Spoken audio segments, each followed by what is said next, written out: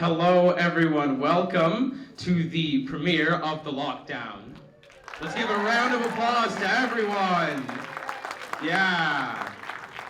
All right, so let's put a bit of perspective here. So this film has been worked on for nearly 2 years. It started off with an idea, then it started off with a script, started off with concept, then planning, then filming, then editing, and then planning this event. So for 2 years, we've been working on this huge film, and we are immensely proud to give it all to you. So let's make some noise for 2 years of hard work.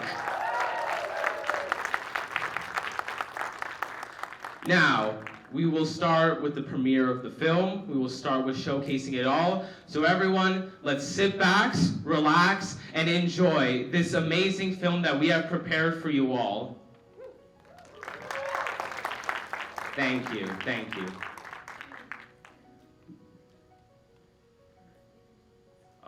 Oh yeah, and we are going to introduce a few people. So first off, we have Reza Mohammed, one of the lead directors of the film. Thank you, Thomas.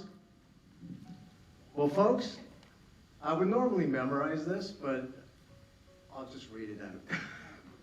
So, the filmmaking industry is one of the greatest achievements of humankind. We all know this, because we all love movies. In fact, it employs a huge number of people globally. Not only do movies move us, but they stimulate our creativity and imagination. They motivate and inspire us, and take us into worlds we never knew existed. But movies also have the power to influence large populations, so they should also be appropriate to the targeted audience. This film you're about to watch is rated PG-13. I've never met anyone who did not enjoy watching movies and TV shows. I, for one, appreciate every life-affirming moment of watching it.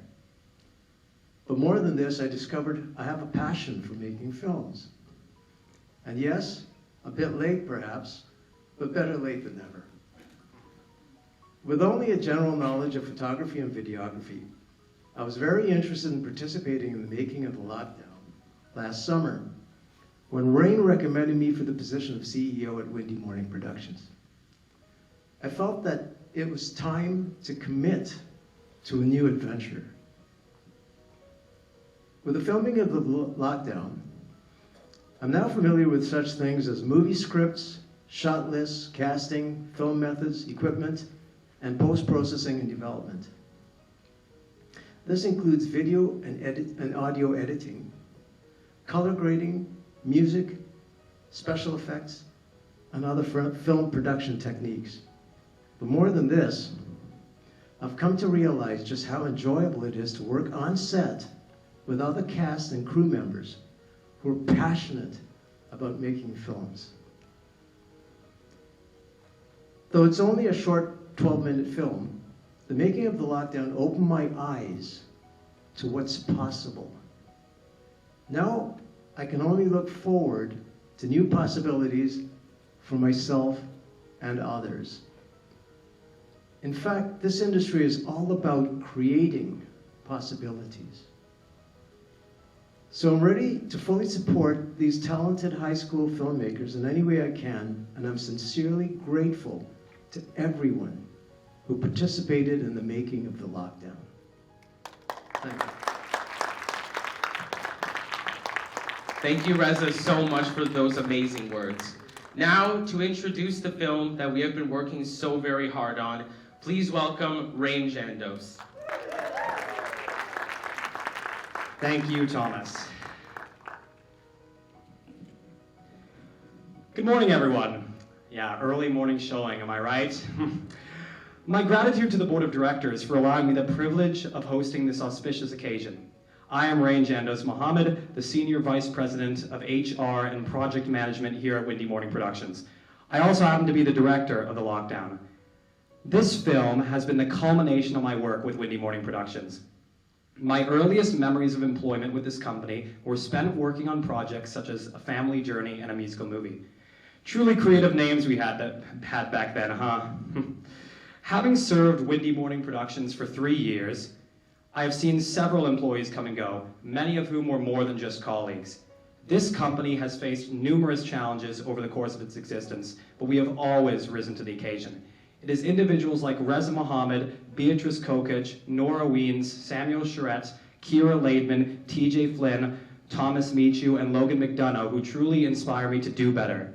To be the best director, you need to have a solid foundation, and that starts with your team. I can say with confidence that my team is more than just a team. I strive to have their back just as much as they have mine. And to those who have since resigned due to the burdens of the COVID-19 pandemic on the film industry, I have your back as well. This is the pinnacle of our work over the past 2 years. When you're swimming a 5-kilometer open water race in the middle of Gull Lake in July 2022, many thoughts go through your mind. Am I endurant enough? Can I endure this race? These are common questions. The fact that we are all standing here today shows that we are endurant. You all finished the 5-kilometer open water race, whether you were there at the beginning, middle, end, or through it all. Thank you, Reza, Beatrice, Yaron, Richard, Logan, Lynette, Sophia, TJ, Nora, Russell, Amit, Sandra, Lynn, Pearl, and Mr. Whalen, Samuel, Charette, and Kira. This is just the beginning of what Windy Morning Productions has to show the world, and I could not have asked for a better group of people to go on this journey with. Thank you, and I hope you enjoy the film.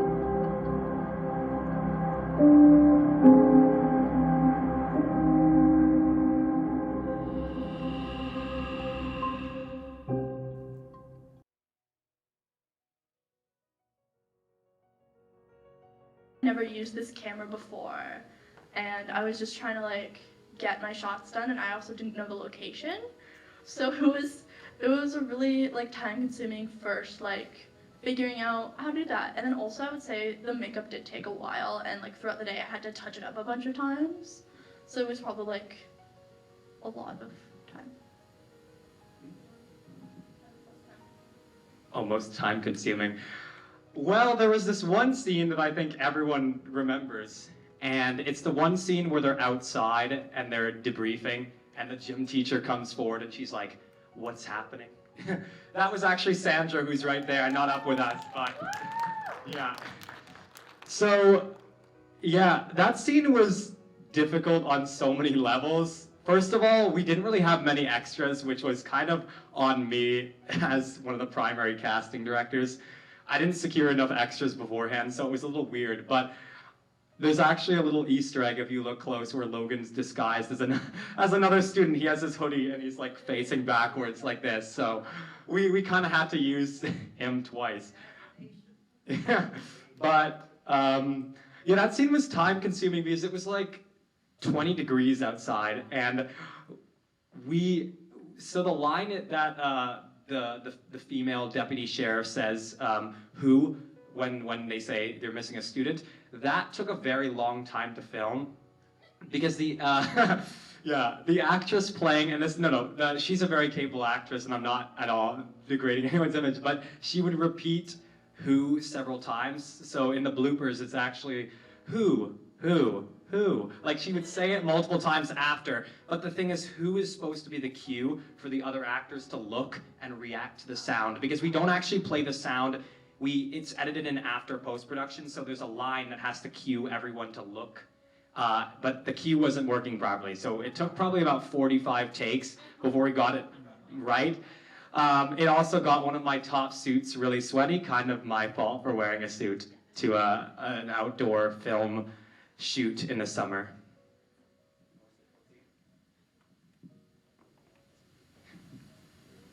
The most difficult scene for me would be in the office where I make that announcement. It couldn't come out quite right. It was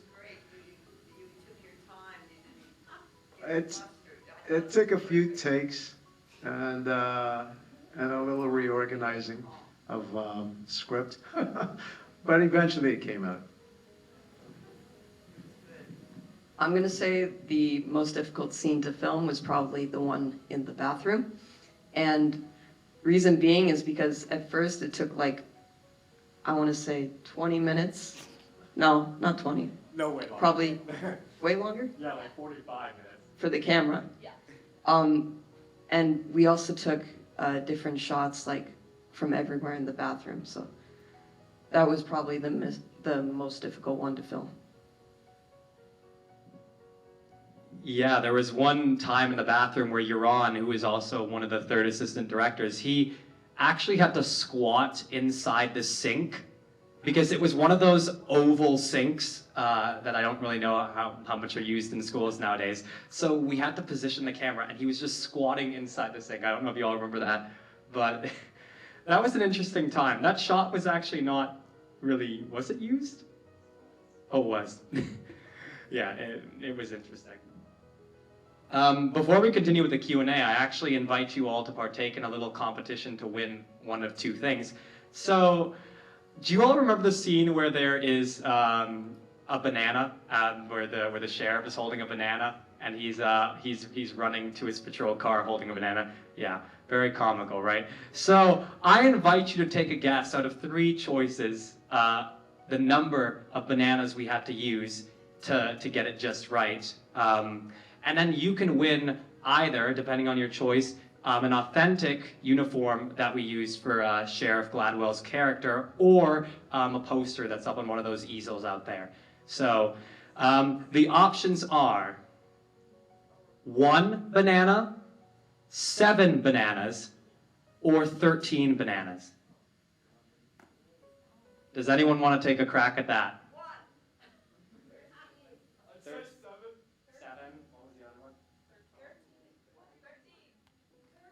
The answer is 1.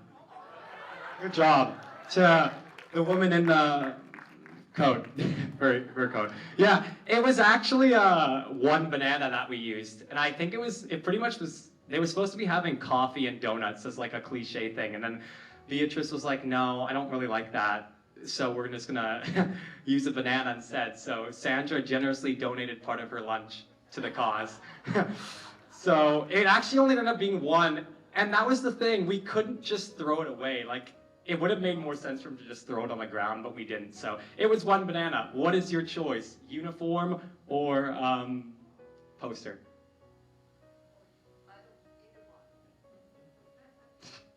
Okay, we can talk about that later. Back to you, Thomas. Yeah, all right. So, any more questions? Yeah. It's very evident that you all love what you do, so that comes out, yeah, crystal clear. You enjoy the movie, making the movie. My question is, where does the inspiration come from? Do you have any specific individuals you look up to, you're inspired by, like, yeah, so. All right. Yeah, we can all do it. I mean, in terms of films, probably, definitely like my film teacher, Mr. Morgan. He really does like help to push my filmmaking. But more specifically, like who inspires me to do what I love is my parents, and they really did support me through this. They drove me, well, my mom drove up to Gravenhurst and stayed in the hotel with me and became sort of like the stepmom, and she like also helped me get ready for the ESA audition, so there's like, really I'm here because of her, so thank you. I'd say, yeah, I definitely, working on this film has been a real privilege to me, and I think I owe it to my parents, of course, my mom up there and my father here, for helping me to audition for ESA, even though I was like, yeah, I want to go to Wexford, and they were just like, no, you should audition for ESA too. So I really credit it to people at that school. I mean, I've met so many great people, such as Thomas and Beatrice, and of course all the other people who were sitting there, and they really raised me up to do do my very best in whatever craft I pick. So, I mean, I really have all of you to thank for that, and it's really unbelievable that we're standing here. So really thank you, everyone, for being here. You all really mean a lot to me. Well, for me, it's the whole connection. Everything is connected. But ultimately, you know, there's what's called reciprocity. You know, everything is reciprocity. So for me, Lucasfilm, among other things, of course, right? But I love the movies, and I love special effects, and I've always wanted to know how they do it. And that's me. Can I make a suggestion? Or you don't want to hear it? No, yeah, go ahead, Gary, yeah. In the beginning, when the camera's moving so fast, is there any way to slow that down a little bit? Like, I had to close my eyes and give me vertigo, but it was beautiful. I loved it was like the forest and all that. It was gorgeous. Yeah, that could definitely be slowed down. So That's a great comment, you know? Way too Yes, fast. It was yes. spinning. It made my head spin. I couldn't agree with you more. There's definitely some work to be done, and in future films, you'll see it happen. Right. At first, like, my inspiration to become an actor started with watching movies, and I really loved like Marvel and superhero movies like that. And I wanted to become an actor, and I looked up to those young actors like Tom Holland, and but I think, yeah, that's like where it got started. But at this point, I just want to, you know, have the best time I can. And I think being on set with all these wonderful people really showed me that. So do we have any final questions before I have one final note to share with you all? Any final ones? No? Well, this summer we've got a project called Environment shooting in August and July. Yeah, if you're ever interested in becoming an extra for us, I see most of you on like a near daily basis anyway, so just approach me and ask me. We need a lot of people to play townsfolk extras. But in the last kind of like 5 minutes before I wrap up, I do actually have a little something to share with you all. And I was not going to share this depending on how supportive the audience is, but you guys have been really supportive. So I will finish by reading the final line of actually the first draft of the first episode, Aftermath, of the new series that will take this over. And it is actually the line by the news reporter, Mary Farron, who acts as kind of a way of narrating each episode throughout. And this, I think, her line here will give kind of a way of understanding what is to come in the series. And I'm not even going to try to put on a voice of this character, but I'll just read it. It is in the picturesque Point Pleasant County that we lay our scene. Some of you may recall the terrible lockdown that happened last year as a result of what was then thought of as a deranged man. About 6 months ago, however, a man named Adam Von Bay came forward, naming himself as the assistant director of the Zeta Medical Corporation.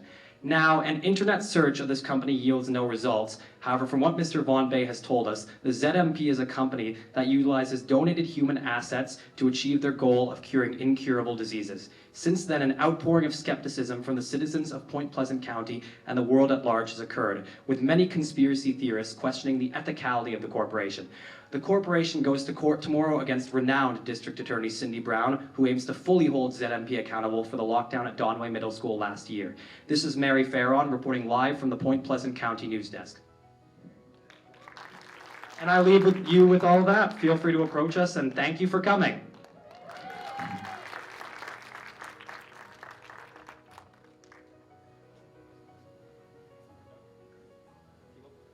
You're all free to go.